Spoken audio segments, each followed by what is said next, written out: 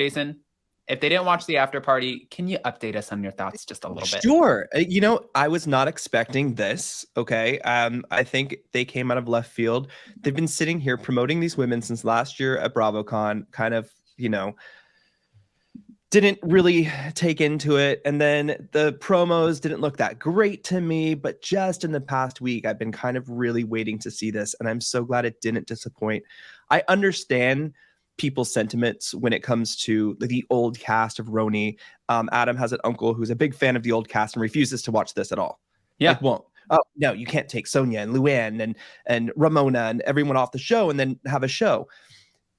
Bravo did well. I think they did well in casting. They did well in picking up in a season 14 and because this is not Dubai.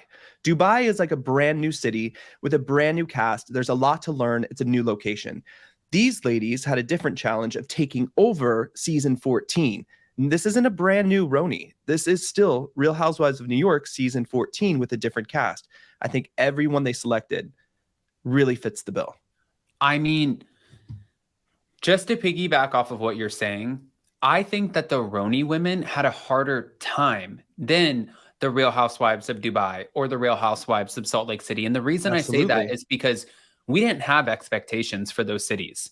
We didn't know them. There was nothing to compare them to, no one to compare them to. We didn't have Scary Island or Bethany Frankel, you know what I mean? Yeah. We just did not have that. Now, meeting these ladies, they had huge, massive shoes to fill. And coming in, I saw where so many people were upset that we are kicking right out of the gate with this Cheesegate. It's fun. It's Adam, I mean, fun. don't you think this is more like Ladies of London, like frou fun, like I feel like the conflict resolution, which is something we always talk about, it happens so quickly, like within minutes with these ladies in one episode. I mean, what did you think? If you could choose one of your favorite housewives right now, who would it be? On this one? On this reboot, yeah. Oh, I'm not going to lie. It's still way too soon.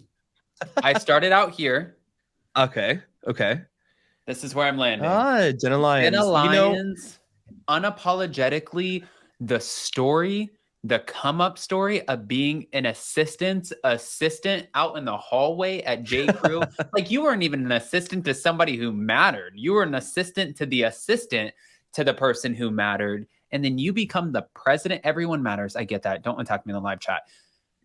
Then you become the president, and then your garments are being worn by Michelle Obama in the very during beginning. The time that she was the creative director. That is astounding. That's great. I mean, the story behind it. It's not a come-up story of I married into money. I'm married into the Morgan family letters. Like, it's not that. This is holy shit. I have so much respect. It's not Adam. It's not Ramona Singer peddling Ageless by Ramona, or when she first started, Jason, this is wine. So long ago. I don't know if you remember this, but do you remember when she first started, she was selling Christian jewelry? Like, who? Ramona Singer? She was selling religious Christian jewelry. And and when she first started, she's like, this is my business. I buy a lot of the product that comes in an abundance, and it's in so many quantities. And what I do is I buy it at wholesale and I bring it to New York and then I resell it at higher values. That's what I do. Wow. Groundbreaking. No, you know what I have to say about this new cast too is, and all of the people who need to give it a chance, because I was not on board for this. I was a Reboot hater. I'm gonna go ahead and just come out. I am Jason. I was a Reboot hater. Now I am Jason. I am a Reboot fan, as like Tinsley said in the live chat. We asked for this. We asked for a younger dynamic, and not younger in a sense. There's still an age range here from Jenna to Brynn to Jenna, right? But like just a fresher dynamic, diversity, people from all boroughs. Whether it's the West Side or Brooklyn or Tribeca, Soho, wherever, I really think they delivered. They listened.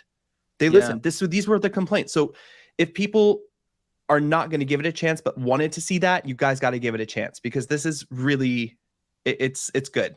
Yeah. It's good. The first episode has me. And then another thing that I just wanted to argue on behalf of this cast, because I saw so much hate online and social media and Twitter, and I get it, you guys. It's big shoes to fill.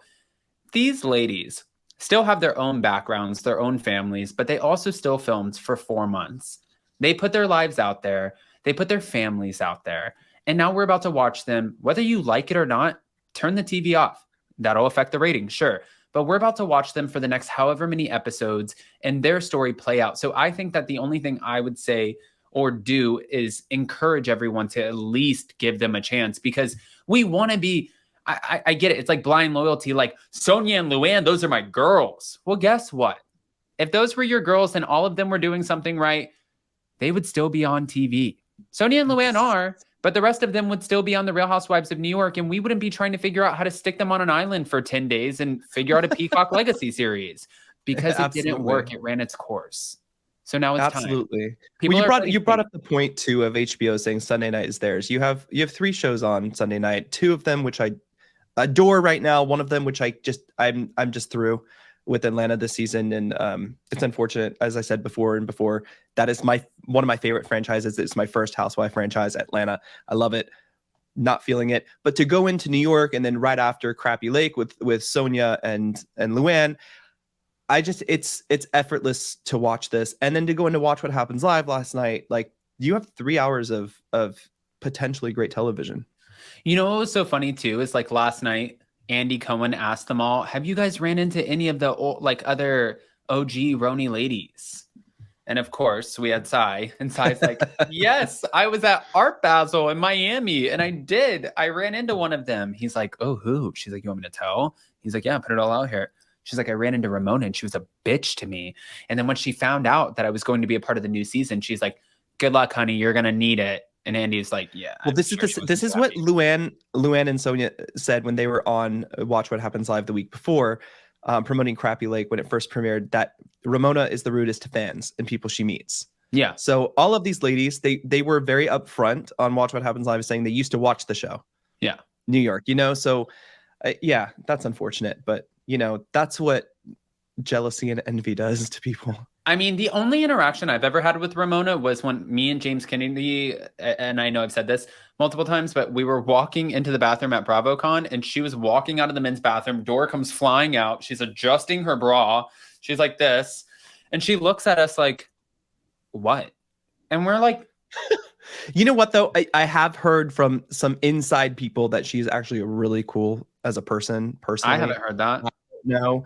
Well, yes, you have. We heard it from the same people. I'm not going to say. Are you going to say people from the West Coast? No, more than from the West Coast and East Coast. Don't put me on the spot like that. Oh. I'm not going to. But I haven't seen that. And, when your cast members are on Watch What Happens Live saying that you're rude to people you meet and fans and stuff. Yeah. Yikes. Yes. All right. Yikes. Before we end up getting off of RHONY, who would you say right now? I can tell you. Please. Rate the cast in order. Oh, okay. So here's mine. Okay. Let me just go through this. Jenna Lyons is on top for me. Okay. Right under Jenna, I'm going to have to go with Erin. And I'm going to tell you because I didn't think I would like her at all. Like, I didn't think I would like her this either. Social media, anything. Erin. And then I'm going to have to go with Brynn. Okay. Brynn. Uba. Cy. And Jessel. And the reason I'm going to say that is because I don't think we saw enough of her yet, but it's always the quiet ones at the beginning that we didn't see enough of who might be later in the mix a lot. So Jessel, I'm definitely waiting for.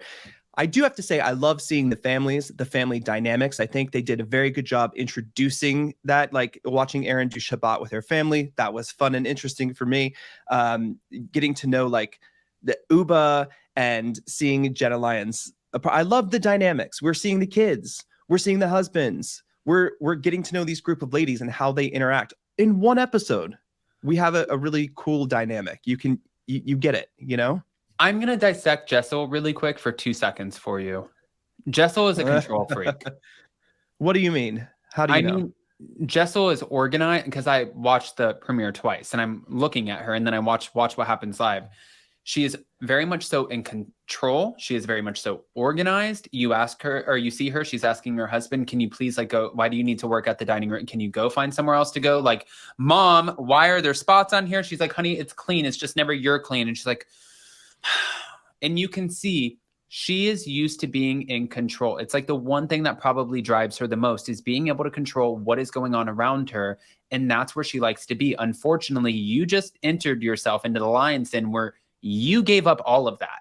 You will never have control again, ever, because you are giving the control to the editing room and to the producers and the executives to paint you however you want. So once you give us a few moments, like if she cries 4 times over the next episodes, you're the crybaby. You're the emotional one. You start ripping people, you're the villain. You're the Jax Taylor.